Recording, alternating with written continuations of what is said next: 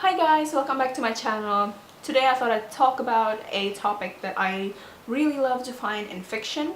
As you can read from the title, I really enjoy looking at sibling relationship. I think it depends on the family and the siblings themselves and also the siblings' position in the family. It's quite a specific topic, so I think I will only talk about the books that I've read and enjoyed and not necessarily books that I want to read on said topic. I think I would start with a book that I talked about in a previous video just to get out of the way. I will leave the link to it somewhere up on the screen and also down below on the description box. It is I Love, I Hate, I Miss My Sister by Amélie. It's a story of two sisters, two Muslim sisters who have very different views on religion. One is very devout and religious, while the other is very rebellious and apathetic. Obviously, they can kind of clash with each other because of their very different views, and they both suffer from their own views accordingly, and then something tragic happens and it kind of brings them back together in a way. I think I mentioned the religious part of this book before, how it's interesting, but also from the siblings' point of view, it kind of really reflects upon whether or not your sibling thinks the same way as you are in the end still siblings. So what does that mean? It's quite quick. It's like 200-ish pages. I think I finished this in like a day or two. So if you want something profound to read but also quite quick, I think this would be the perfect book for you. The second book we have is Twins by Marcy Dermansky. It is a story on two twin girls named Chloe and Sue, who are very different in terms of personality and how they think about the world. So Chloe is a very she's a very good girl, basically. She does what she's told and she's very enthusiastic on life and she loves her family and so on and so on. Meanwhile, Sue is very rebellious and she hates her parents and she pretty much hates everyone except for Chloe.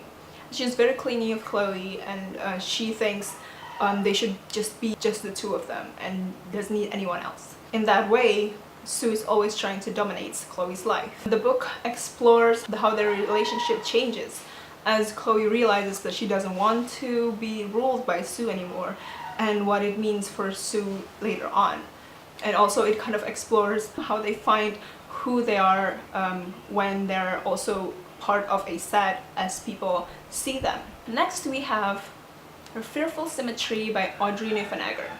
You might recognize her name from The Time Traveler's Wife, which is her other book, but this one doesn't really have the same vibe as that one, as it is mostly kind of mysterious and a little scary. It's set in cemetery, so really supports that vibe.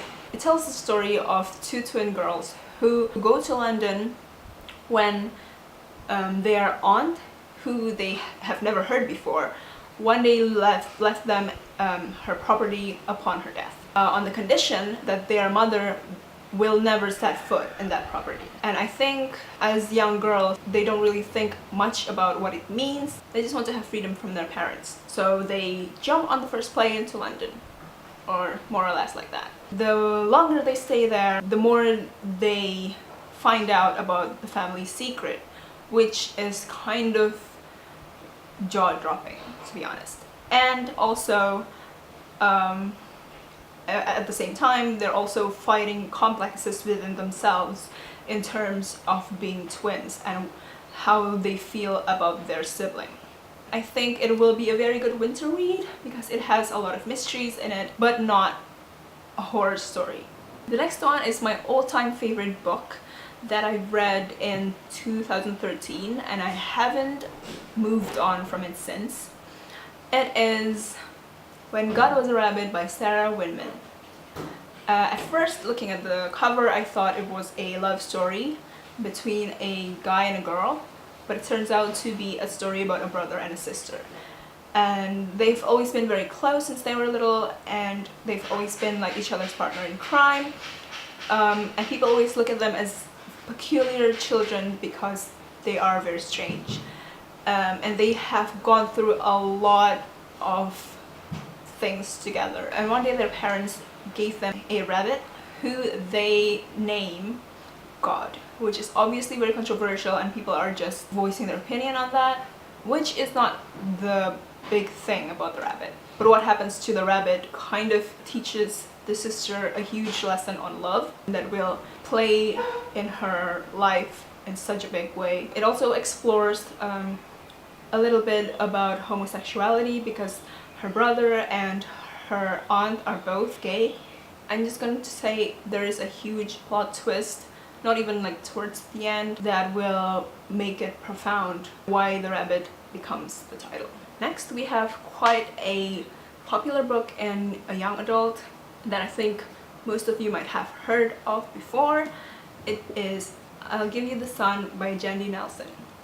It explores the relationship between two twins, one guy and one girl, and their relationship with their parents as well, which in turn influences their relationship with each other. The story is quintessentially siblings, in which they can get along well at times and they can not get along well at all most of the time, because they have very different views on society and their friends.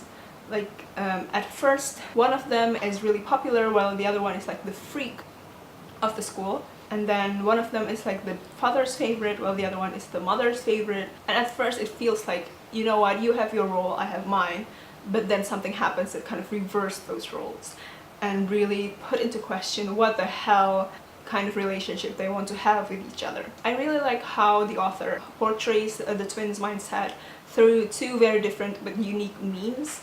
For instance, for Noah, the author sometimes send in these description of paintings in his head. That's how he sees things, while for Jude, the author gives in quotes from her grandmother's Bible, a magical Bible. It shows how different they think, but also how similarly unique.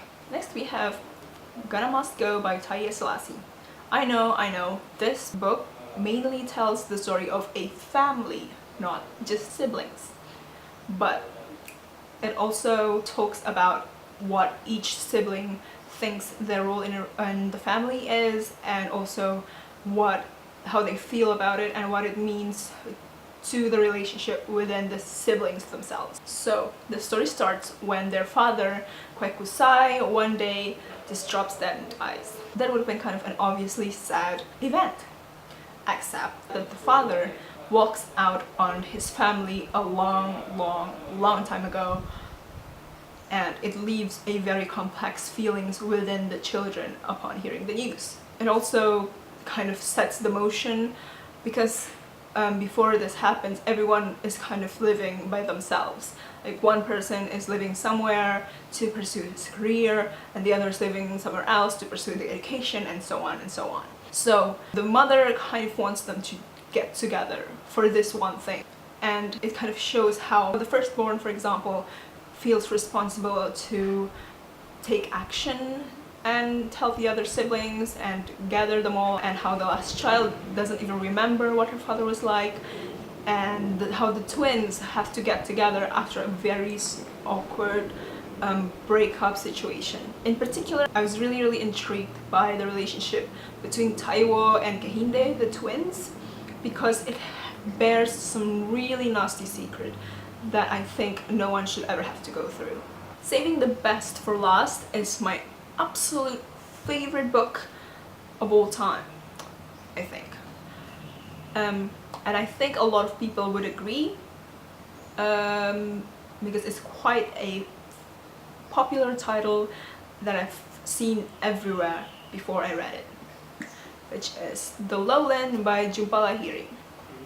So I know, again, this could be a story about family or about culture, and you might not agree with me that puts the siblings in the epicenter of the universe, but I feel like everything that happens in this book happens because of the siblings, and it all just comes down to them being siblings and what happens to them afterwards.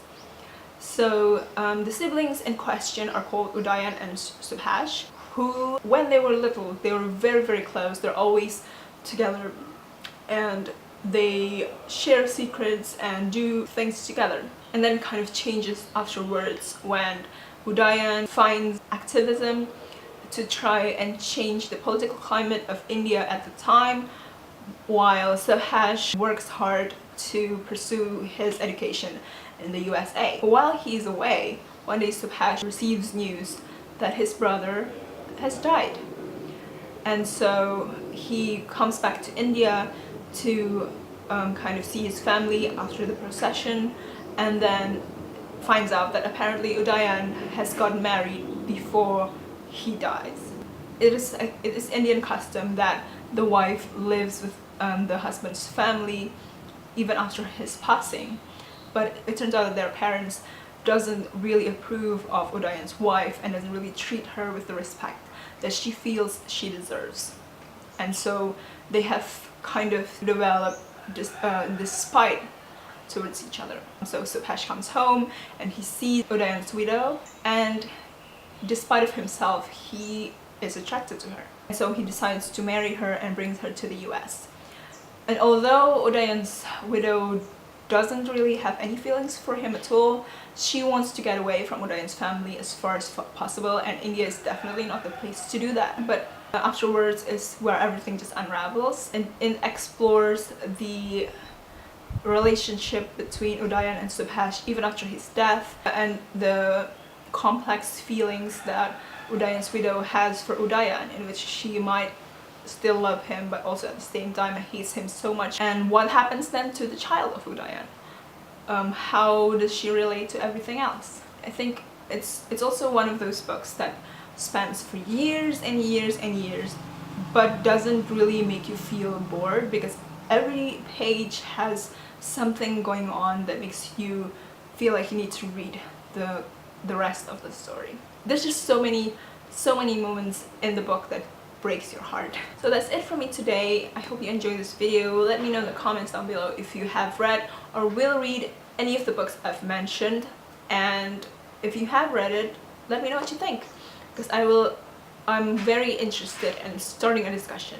Also, if you have any idea for what I can do for next month, also let me know. I'm planning on wrapping up all the books I've read this year and letting you know like my top 10. Would you be interested in watching that? Well, thanks so much for watching. I hope you'll have a great day. See you next month. Bye!